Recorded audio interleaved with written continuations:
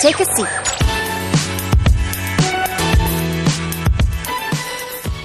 You know, it's an interesting thing. When I first, again, said to people that I was going to take up the question of religious interfaith, a lot of my friends who had nothing to do with politics thought it was a slightly curious thing for me to be engaged in. But actually, my friends who were political leaders got it immediately. Because all of us who've been in positions of political leadership this last 10, 15, 20 years know that this issue now is an issue of fundamental importance to our comprehension of the world in which we live and how to manage it, how to lead it, how to shape it. It is true, of course, that religious faith can have a positive or a negative impact. The negative impact of religious faith is pretty clear, I'm afraid. It happens in religious conflict. Religious conflict was the dominant feature of the situation in Northern Ireland. Out there in the Middle East, between Israel and Palestine, it's there still. And one of the amazing things is if you actually go and visit Jerusalem, you will see as you shift from one quarter of Jerusalem into the next quarter, the mode of dress changes. You know, the customs change, the traditions change, although the religiosity is equally intense on either side. But also, religious faith can be a positive. There are great works of compassion and solidarity that are done by people who are inspired by religious faith.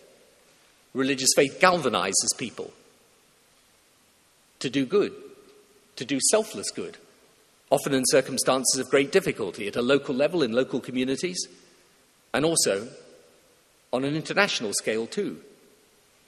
And so, when I decided to start my foundation, I decided to start it because I believe that understanding religious faith and bringing different faiths closer together is a major part of making the modern world work for the reasons I've given, but also because I wanted to show that actually there were people of religious faith who could play a positive role in the world, rather than always have religion seen through the prism of conflict and sectarianism and division. So the programs that we have put together are programs in part about education, and as well as the collaboration with Yale University and now with the University of Singapore, we also have a program called Face to Faith, which is about linking up schools in different parts of the world so that young people at school, as part of their religious education program, can interact with those from a different faith and different culture. We have a major program which is about an interfaith encounter through action. And in particular, what we're trying to do is to mobilize the faiths to help combat the diseases in the world and reach the Millennium Development Goals. So, for example, the anti-malaria campaign we have a partnership with. And here's the thing that is so important about faith in this context. Malaria kills around about 1 million people, mostly women and young children, in Africa every year, which is a pretty horrifying statistic if you think about it. We know what can prevent it. It's a combination of bed nets and medicines and health instruction. Those countries that have introduced programs to get the bed nets and the medicines and the health workers in place have reduced dramatically their incidence of malaria. Literally thousands upon thousands of lives saved. But here's the thing. The health clinics and hospitals in these poor African countries are many, many miles apart. Sometimes it's impossible for people to go there. But every community has a church or a mosque. So the idea is that we get the faiths to work together so that they use the church or the mosque as a distribution centre for the bed nets, as a way of instructing health workers who can then go out and work from there, who can distribute the medicines. And in that way, doing it for people of their own faith, but also of the other faith, we try and show how by interfaith action we can improve the world and make it a better place. We also have got a program called Faith Acts Fellows, which is going to be a group of young people who are trained specifically about the anti-malaria campaign, who will spend some time in Africa, then come back into their faith communities and spend a year actually working within their own faith communities to raise awareness of what they can do to tackle this challenge of malaria. So there's education, there's action, there's reconciliation as well. We're going to open a new dimension to the foundation that's about trying to reconcile people who are in positions of conflict as a result of something to do with the differences between religious faith. And of course, the university partnership is a fantastic thing for us. Fantastic to be here because Asia is so important, because this university is so well known. And also because I have to say that the way that the University of Singapore have taken this on, I think is actually very interesting. It's going to be a very strong, factual, practical course. It'll deal with some of the tough issues, gender and religious faith, extremism and religious faith, new religious movements, the secular and the religious. And you only have to contemplate those types of areas just to realize how fundamental that is to our way of understanding the society in which we live and of how it develops. So, my point is very simple. In this era of globalization, faith will play a major part. It will play it for good or for ill. It can be a destructive force. It can be a source of reaction against globalization. It can be a means where people are pulled apart just when globalization pushes them together.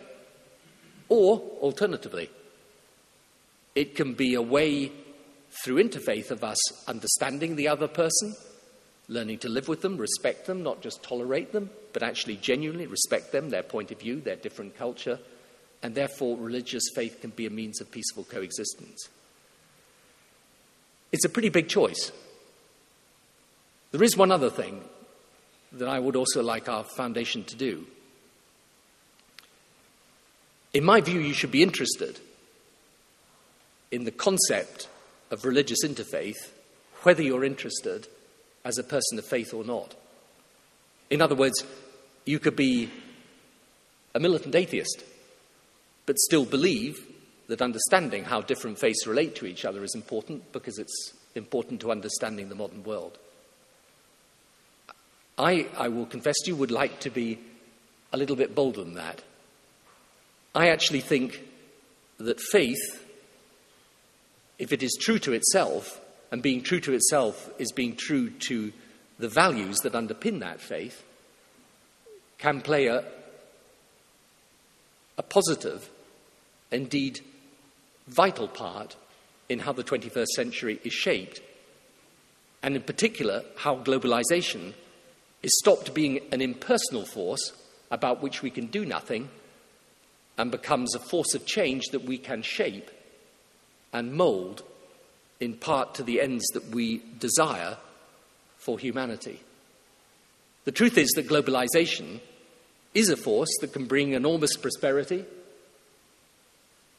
It can bring in a world that is necessarily, in terms of how it thinks and works, coming closer together. It can become the means by which in that coming together people understand each other better. But it won't happen unless we as human beings make it happen. And so my foundation and the whole purpose of the thinking around faith and globalization is, I confess, something that has another motive to it, which is to try and make sure that as this force of globalization changes our lives with ever greater tenacity and impulsion to change, that we are able somehow to make sure that humanity in the end is master of its own progress. That humankind is not simply taken where this force of globalization will take it, but actually rather that we manage to channel that force